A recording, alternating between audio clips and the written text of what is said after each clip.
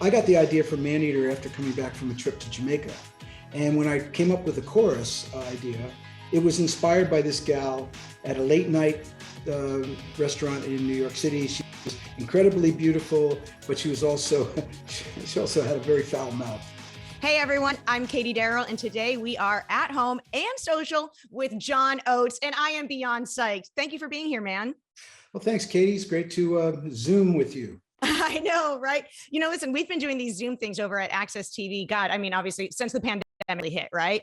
And there are some of my my Moby Dick white whales where I'm like, you know what I really want to chat with?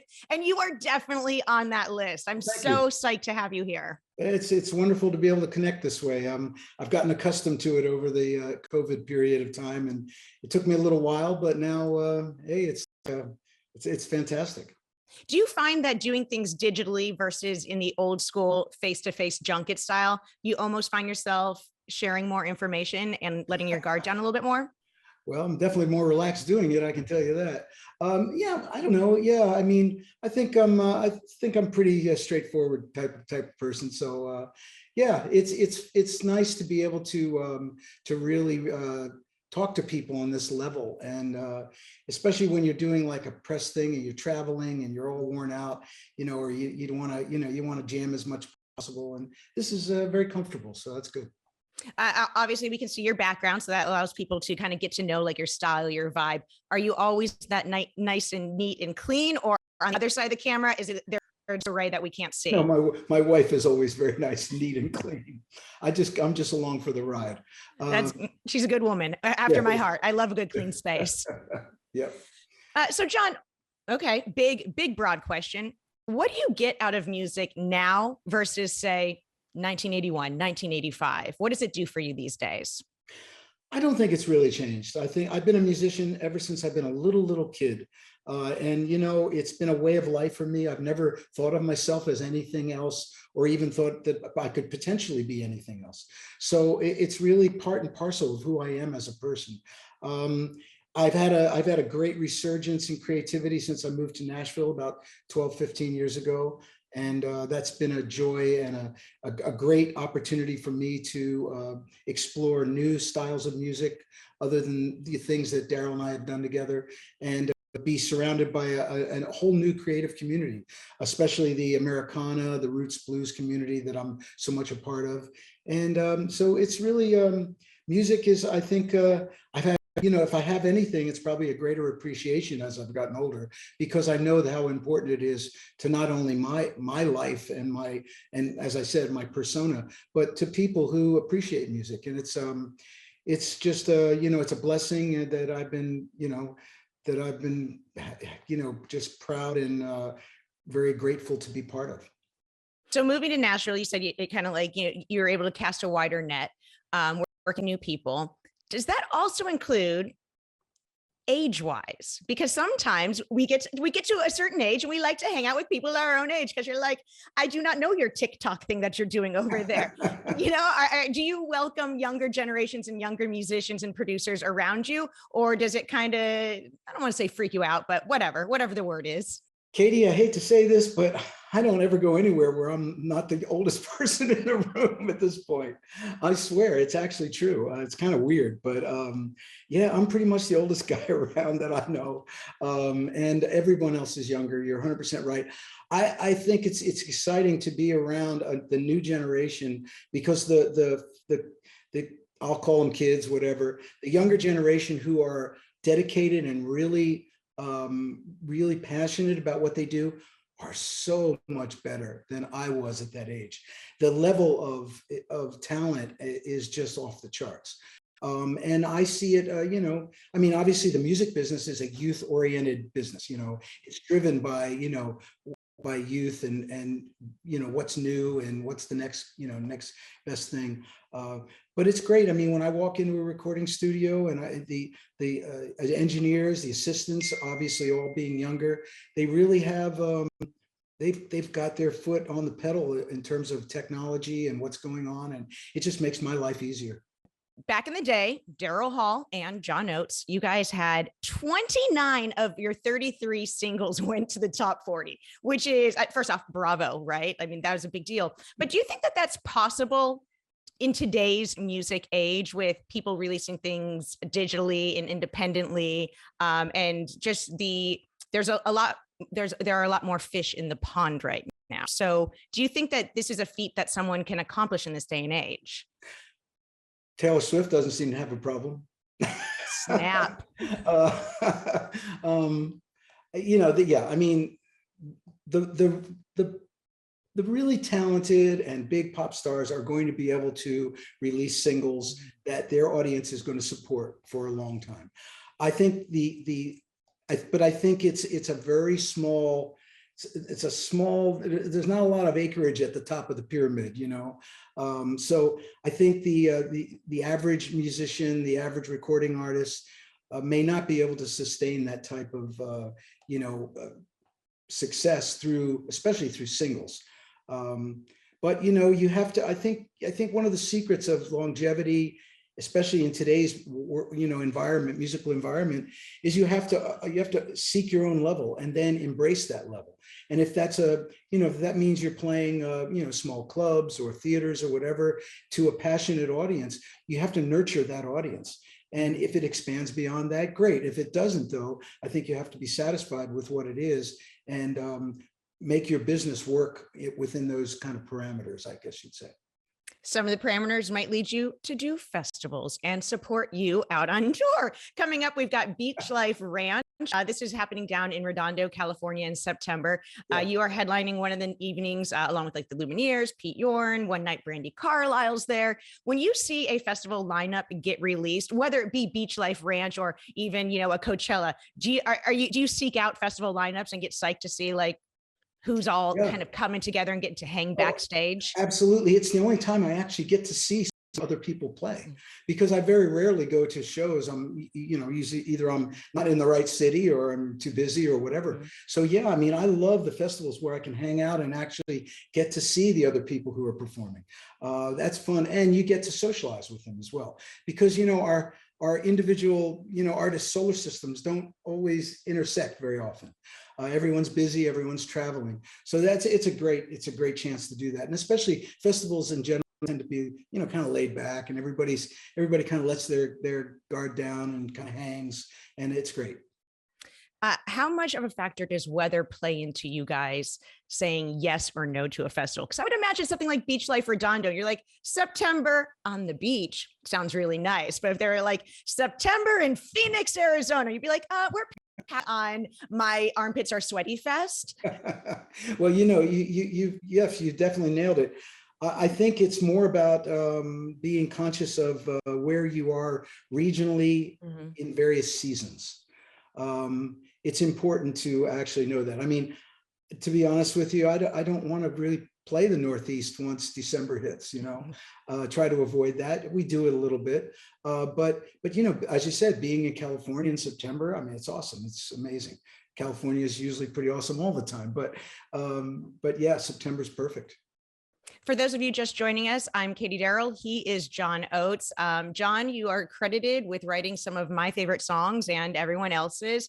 There are so many great tunes out there, everything from You Make My Dreams, Out of Touch, Maneater. Do any of these songs have one of those magical stories that drive all of us crazy, where they're like, oh yeah, I wrote it in like 30 minutes? They all do. They all do.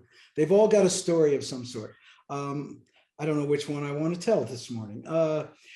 Look, geez, I always tell the Maneater story, but I guess why not do it again?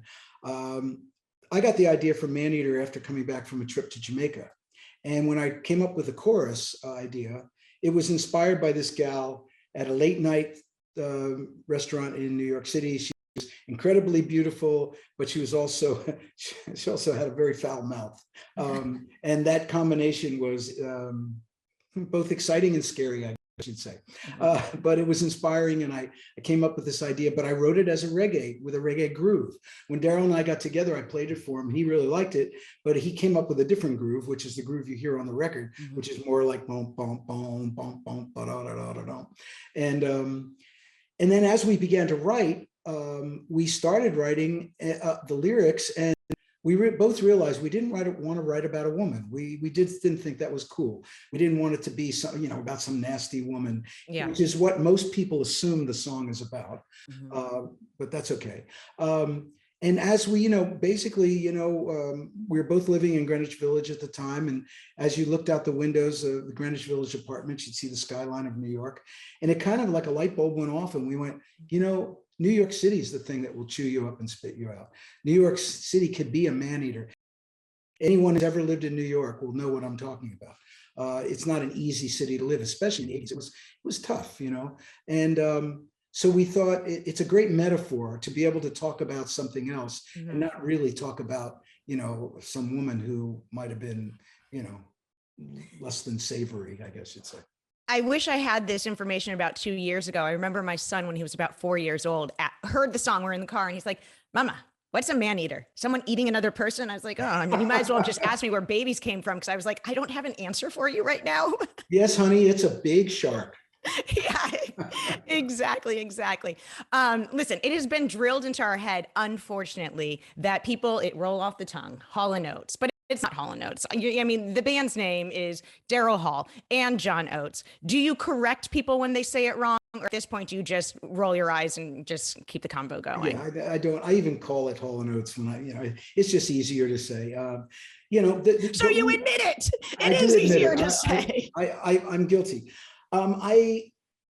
Daryl and I did that on purpose. If you actually go back to the very beginning of our career, the very first album, it says Daryl Hall and John Oates, and it has on every album we've ever done. We've always perceived ourselves as two individuals, and we like to keep that individuality. We didn't want to ever get lost in the we call our touring company Two-Headed Monster. So that gives you an idea of what we don't want to be. We feel like we're both capable individuals, musically, personally, whatever. And we wanted to be perceived that way, but two individuals who like to work together. So there's a difference. I know it may be a subtle difference, and maybe the world doesn't care, but it's, it matters. Listen, 21 albums, 80 million units sold. You guys are considered the best-selling duo. Okay. So this means you beat out the Carpenters. This means you beat out Simon and Garfunkel. But you look at the Carpenters and Simon and Garfunkel, and you're like, well, they were a little bit more funky. And maybe their fan base just were more into bumming other people's records, and they didn't have the financial status. Do you think back in the day, anything had to do with finances, not your music? I am not saying you don't deserve the title. The theory of I'm like, but Simon and Garfunkel people seem like hippies that couldn't afford the records, dude. I don't know about that. I really don't know. I mean, Simon and Garfunkel and the Carpenters were both a little bit more oriented toward the 60s and 70s. Yeah. The music business had really reached a pinnacle in the 80s in terms of volume of sales. So, the fact that we were having mass marketing and MTV and all the things that added to the elevation of an artist's exposure and ability to be heard and seen around the world. Yeah. So because we had our hits, or the majority of our hits during that period of time, maybe that's the reason. I like to always say that we always win that because we're the only ones that could stay together that long. It's the truth. It's the truth. We kind of win by default, I guess. You had mentioned that with Maneater, you guys worked together and you had an idea for the beat, and then Daryl kind of created something else. And I've read in articles that you say that when you guys had conflicts writing, you would just try it both ways, and the best way would win. Does that mean there are some of our favorite songs, whether it be Maneater or Rich Girl, is there a second version somewhere on a reel-to-reel tape that one day you're going to be like, and we're releasing version 2? You mean like a zombie version? Yeah, right. It's not really alive, but it's not. Yeah. Are there some hidden tracks somewhere? No, because if it didn't sound good, we never even got far enough to record it or spend a lot of time with it. We just mess around with it with the band. And no, that's not going to work. Let's just do it this way. Yeah. So no, not to answer your question, not really. So then you always went to the studio basically prepared. There wasn't okay, now we're just kind of writing in the story and we're going to a song and we're going to lay it down. We were always prepared in terms of the bones of the good bones of the song. But then being very aware that it was important to allow the surrounding creatives, whether that be the musicians, the engineers, to add their input to take the song to another level. I think that's, you know, one of the qualities of producing, of being a producer, a successful producer, that I learned from Arif Mardin, who produced our Abandoned Luncheonette album, is that you surround yourself with the best people possible, and you allow them to do what they do, and you just guide the process. And even today, when I go in the recording studio in Nashville, it's exactly what I do. I cherry pick the type of musicians, the engineers, the room itself, and then let those people do what they do, and hopefully guide the process so that, you know, it doesn't go too far afield or off the rails of what your original intention was. We are in a day and age where there's a lot of controversy. A lot of people are not getting along in our political landscape. You have participated in some really infamous artist call for actions, whether it be We Are the World and Live Aid. What responsibility do you feel today to be vocal and let people know about your political thoughts? I think it's a personal choice. It's a personal choice that everyone can make or can ignore. I really have never felt comfortable with feeling that I wanted to influence people who like me because of my music to think like me. I think that's a mistake. So I'm happy to talk about things that matter to me, but not proselytize and not try to say, hey, because I'm a musician and you happen to like my music, you should really think like I do and do exactly what I'm suggesting. I think that's a mistake. I think it's very important for people to have their own, to make their own opinions about things based on knowledge, based on being informative, and then act upon them. Where you find your most inspired moments? Do you have to schedule out your songwriting, or are you I'm in a grocery store and I have an idea and I quickly need to get to my car so I can focus on this? Yeah, all those things. I find songwriting for me is like physical exercise. It's really hard to get started if you're not exercising. Yeah. You know, you just don't want to get off the couch. But once you do, you start feeling better. Songwriting is exactly the same for me. When I'm on tour, I usually don't write, or if I'm busy doing other things, I'm not writing, but I'm always subconsciously collecting ideas. And then when I sit down to write, once I get it going, it seems like I can't stop. I just write and it happens. So it's a flow that you just have to tap into. If I gave you a time machine, but it only goes back in time, not in the future, and you could write a new song today, but then get in that time machine and drop it somewhere else, where would you like John Oates music to land? Wow, I love that question. That is, I have to say, I've done a lot of interviews. I've never had that question. That's a good one. I would like it to land in two places. Okay. Do I get to go along with this song? Yes, and everything that comes along with it. Oh, so I get to appear. Failure. I get to appear there in this. Oh, you could open for the Beatles on Ed Sullivan. Oh, now you're talking. Now you're talking. Okay, all right. Boy, oh boy, this is great. Okay, I would like to be in Memphis at the Stax Volt Studios with Steve Cropper, Duck Dunn, and Otis Redding and Sam and Dave during that period, during their golden years when they were producing these amazing R&B records. They're some of my favorite records of all time. And I would love to have been there playing, fly on the wall, whatever. That would be one. Another place I'd like to be in Bristol, Tennessee in 1932. I love the 30s. I have a soft spot for the era of the 1930s for a lot of reasons. But country music was kind of being invented by the Carter family and people like Jimmy Rogers. And I would have loved to have been in those recordings in the hotel room where people like Alan Lomax and those guys were just setting up these like remote recordings and just recording roots and blues and traditional musicians. I don't want you to name drop. By no means do I want to tattle on anyone, but did you ever meet anyone in your early career that was a rock star, someone that you looked up to, or a name that you're like, oh my gosh, I can't believe that's so-and-so, and they had bad behavior that helped curate you to have good behavior as a star? Holy crap, that's a good question too. No, I don't. I mean, you're kind of asking me if I've met any assholes, I think.